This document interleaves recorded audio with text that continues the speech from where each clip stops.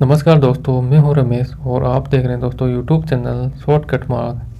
दोस्तों पिछले वीडियो में हमने अधिगम से संबंधित जितने भी परिभाषाएं हैं दोस्तों उनको याद करने की कोशिश की थी।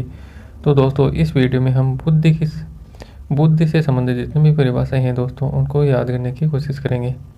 तो चलो दोस्तों वीडियो को शुरू करते हैं। दोस्तों जो बुद्धि शब्द है उसका शाब्दिक अर्थ है दोस्तों, बुद्धि शब्द का शाब्दिक अर्थ है मानसिक क्रियाओं का संगठित रूप। दोस्तों जो बुद्धि शब्द है उसका शाब्दिक अर्थ है मानसिक क्रियाओं का संगठित रूप। तो बुद्धि अमूर्त चिंतन की योग्यता है दोस्तों, बुद्धि अमूर्त चिंतन की योग्यता है, बुद्धि सीखने की योग्यता है दोस्तों, बुद्धि सीखने की योग्यता है।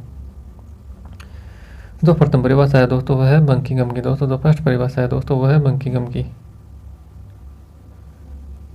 बंकिंघम के अनुसार दोस्तों बुद्धि सीखने की योग्यता है दोस्तों, बंकिंघम के अनुसार बुद्धि सीखने की योग्यता है। अब दोस्तों इस परिभाषा को याद करने की जो ट्रिक है दोस्तों वह है बंकिंघम यानी बंकिंघम विश्वविद्यालय। दोस्तों बंकिंघम यानी बंकिंघम विश्वविद्यालय। और दोस्तों हम बंकिंघम विश्वविद्यालय में हम सीखने जाते हैं दोस्तों, बंकिंघम विश्वविद्यालय में हम सीखने जाते हैं। तो इस ट्रिक के माध्यम से दोस्तों हम इस परिभाषा को याद कर सकते हैं।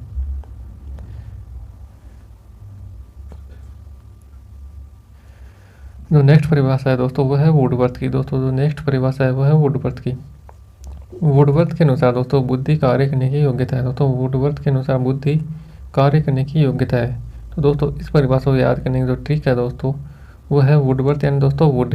दोस्तों आपको याद रखना है वुडवर्थ यानी वुड और वुड यानी दोस्तों लकड़ी, वुड यानी दोस्तों लकड़ी। अब दोस्तों बुद्धि वुड यानी लकड़ी पर कार्य करने की योग्यता है। दोस्तों आपको इसको इस प्रकार याद रखना है कि वुड यानी लकड़ी, बुद्धि वुड यानी लकड़ी पर कार्य करने की योग्यता है। दोस्तों लकड़ी से विभिन्न प्रकार की कलाकृतियाँ व सामान का निर्माण किया जाता है। तो दोस्तों वह शब्द उस सब में दोस्तों बुद्धि की ज़रूरत पड़ती है। दोस्तों इस प्रकार बुद्धि वुड यानी लकड़ी पर कार्य करने की योग्यता है। दोस्तों इस ट्रिक के माध्यम से हम इस वुडवर्थ की परिभाषा को याद कर सकते हैं। बुद्धि कार्य करने की योग्यता यानी बुद्धि वुड पर कार्य करने की योग्यता है।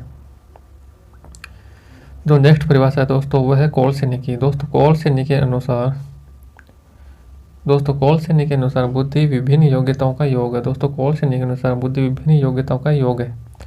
दोस्तों इस परिभाषा को जो याद करने की ट्रिक है वो है कौलसेनी यानी दोस्तों सैनिक। दोस्तों आपको याद रखना है कौलसेनी यानी सैनिक।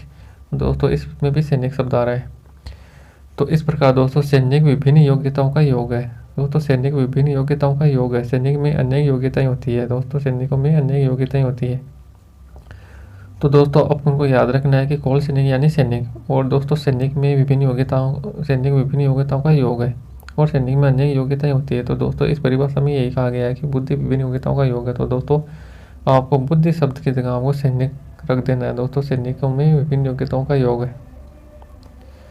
तो नेक्स्ट परिभाषा है दोस्तों वह है टर्मन की। दोस्तों टर्मन के अनुसार बुद्धि अमूर्त चिंतन की योग्यता है। दोस्तों टर्मन के अनुसार बुद्धि अमूर्त चिंतन की योग्यता है।